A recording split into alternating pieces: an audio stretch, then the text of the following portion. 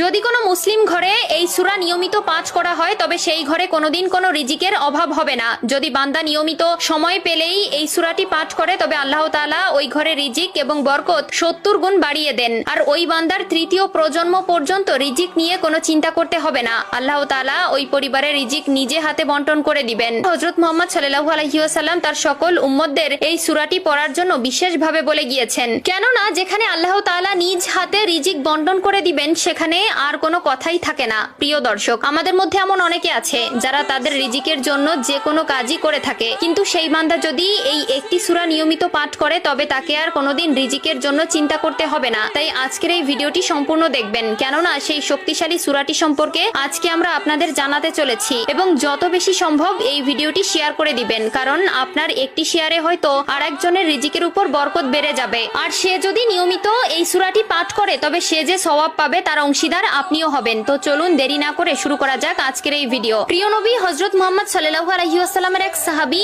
ওসমান রাদিয়াল্লাহু তাআলা আনহু যখন খেলাফতে আসলেন, অর্থাৎ যখন তিনি পুরো আরব বিশ্ব শাসন করতেন, তখন আব্দুল্লাহ ইবনে মাসউদ রাদিয়াল্লাহু তাআলা আনহু যখন খুব অসুস্থ হয়ে পড়লেন, তখন ওসমান রাদিয়াল্লাহু তাআলা আনহু তাকে দেখতে গেলেন এবং তার ঘরে প্রবেশ করলেন। বললেন, তোমার তো পরিবার আছে এবং তোমার ঘরে ছোট ছোট সন্তান রয়েছে, তুমি যদি চাও আমি তোমাকে বাইতুল ফান্ড থেকে তোমার জন্য কিছু খাবারের ব্যবস্থা করব, যাতে করে তোমার সন্তানরা নিয়মিত তাদের খাবার চালিয়ে যেতে পারে। আব্দুল্লাহ ইবনে মাসউদ রাদিয়াল্লাহু তাআলা আনহু তখন তার উত্তরে বললেন, আমার নবী আমাকে এমন একটি সূরা শিখিয়ে দিয়েছে যা আমার সন্তানেরা যদি পাঠ করে তাহলে কখনো আমার এই ঘরে রিজিকের অভাব হবে না, আর আল্লাহ তাআলা নিজে আমার এই ঘরে রিজিকের ব্যবস্থা করে দিবেন। তখন তিনি বললেন, কি সেই সূরা যা পড়লে আল্লাহ তাআলা নিজে রিজিকের দায়িত্ব নিয়ে নেন? তখন তিনি উত্তরে বললেন, সূরাটি হচ্ছে সূরাতুল ওয়াকিয়া। তিনি আরো বললেন, শুধু তাই নয়, এই সূরায় রয়েছে আরো অনেক ফজিলত। প্রিয় দর্শক, আপনারা সবাই চেষ্টা করবেন এই সূরাটি মুখস্থ রাখার এবং নিয়ম করে প্রতিনিয়ত ফজরের নামাজ শেষ করে মোনাজাতে এই দোয়াটি বারবার পাঠ করার।